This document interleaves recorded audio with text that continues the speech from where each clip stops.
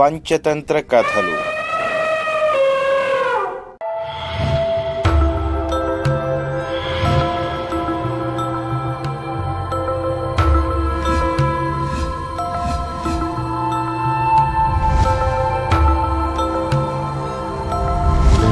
ఓ వింత గుహ.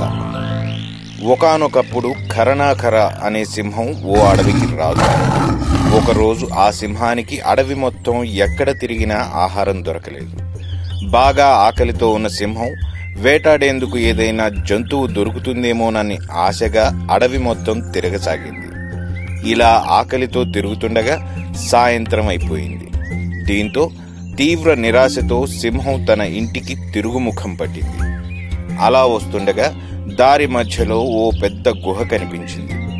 అప్పుడు సింహం మనసులో ఇలా అనుకుంది, ఈ పెద్ద గుహలో ఏదో ఒక జంతువు ఖచ్చితంగా ఉండే ఉంటుంది.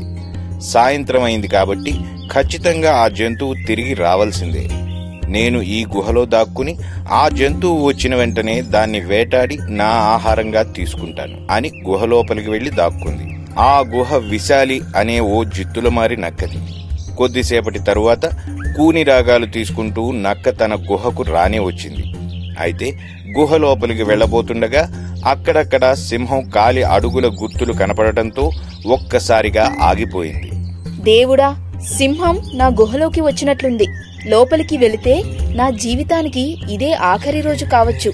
ఇంతకీ లోపల సింహం ఉందో లేదో తెలుసుకోవడం ఎలాగా అని మనసులో అనుకుంటూ భయపడసాగింది. ఇంతలో నక్కకు ఓ చక్కటి ఉపాయం తట్టింది. వెంటనే గుహ సమీపంలోకి పోయి, ఓ గుహ, ఏమిటి ఈ రోజు నన్ను చూడగానే ఒక్క ముక్కు కూడా మాట్లాడటం లేదు? రోజూ నేను రాగానే నన్ను ఆట పట్టిస్తూ నీ ఇష్టమొచ్చినట్లు వాగుతావు కదా. ఈ రోజు నోరు మెదపడం లేదే? ఏదైనా భయంకరమైన జంతువుని చూసి నువ్వు భయపడ్డావనుకుంటా. ఆ భయంతోనే నీకు నోటి నుంచి మాట రావడం లేదనుకుంటా. నేను ఇన్ని మాట్లాడుతున్నా నువ్వు ఒక్క మాట కూడా మాట్లాడటం లేదంటే నీ గుహలోకి నేను రావడం నీకిష్టం లేదనుకుంటా. సరే, అయితే ఈ రోజు నుంచి నీ గుహలోకి నేను రానులే. ఈ రోజు నుంచి నీకు నాకు స్నేహం లేనట్లే.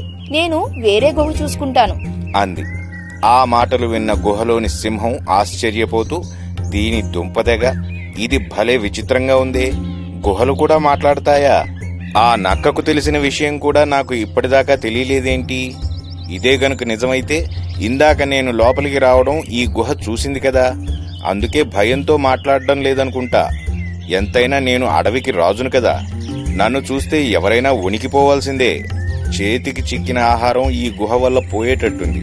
సరే, ఈ గుహ మాట్లాడకపోతే దాని బదులు నేను కాస్త గొంతు మార్చి మాట్లాడతాను. ఆ నక్కను లోపలికి రప్పించి దాన్ని చంపి ఈరోజు తృప్తిగా భోజనం చేస్తా అని మనసులో అనుకుంది. వెంటనే అతి తెలివితో సింహం తన గొంతును కాస్త మార్చి, అదేమీ లేదు మిత్రమా, నీకు నా మీద ఎంత ప్రేమ ఉన్నదో తెలుసుకోవడానికే ఇంతసేపు నేనేమీ మాట్లాడలేదు. అసలు నిన్ను చూడకుండా నాకు రోజు గడుస్తుందా? నువ్వు లేకుండా నేను ఉండగలనా? నువ్వు లేని నా గుహ ఎందుకు పనికిరాదు. మనిద్దరిది జన్మజన్మల స్నేహబంధం. వెంటనే లోపలికి రా, నీతో చాలా కబుర్లు చెప్పాలి అంది.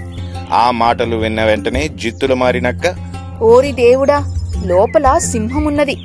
నేను ఈ మాత్రం ఆలోచన చేయకపోతే ఈ పాటికి దాని నోటికి ఆహారంగా మారిపోయేదాన్ని. ఈ సింహం తెలివి తెల్లారినట్టే ఉంది. అయినా రాళ్ళు, రప్పలు, గుహలు, గుట్టలు ఎక్కడైనా మాట్లాడతాయా?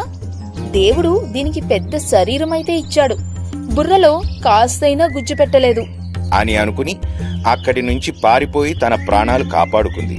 చూశారా పిల్లలు, సింహం బారిన పడకుండా చక్కటి ఉపాయంతో నక్క తన ప్రాణాలను ఎలా కాపాడుకుందో.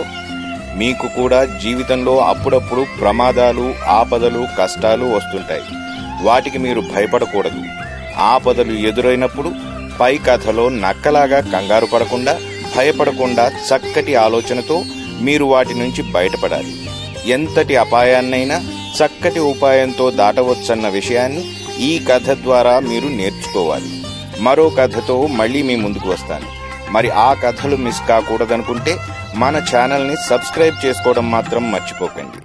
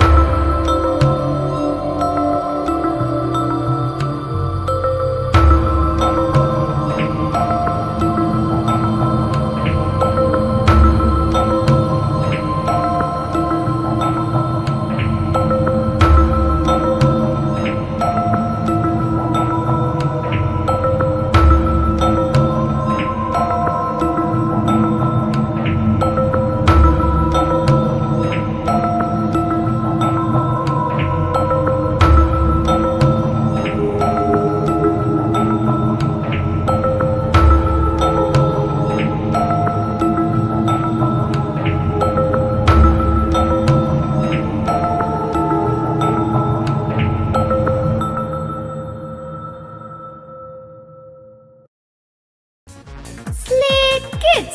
Please subscribe, like and share.